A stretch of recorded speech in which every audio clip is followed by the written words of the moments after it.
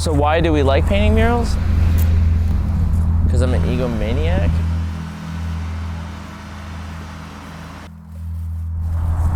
A mural is an opportunity to develop consensus.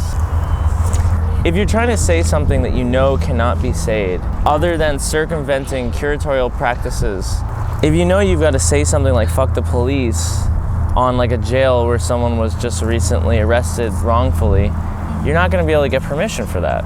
So you do it illegally. But if you are a privileged author, then maybe you should change the format of the production just to provide more consensus. Right behind us are various individuals who have been navigating the world in search of better opportunity and the risks that they take in order to find that opportunity, in order to raise their family, in order to participate in other cultures, in order to escape oppression and conflict.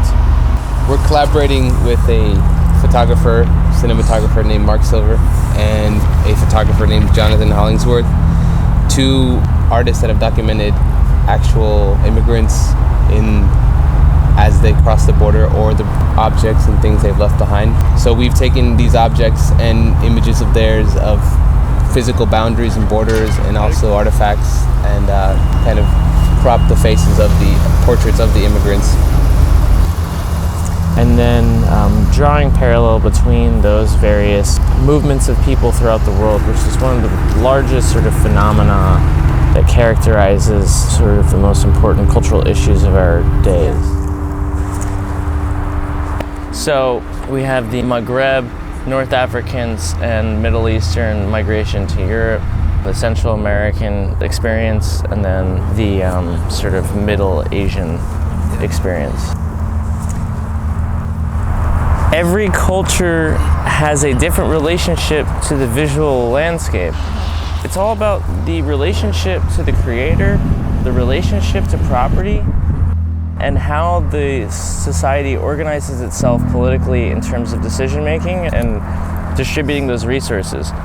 That almost essentially determines infection of the concept of street art.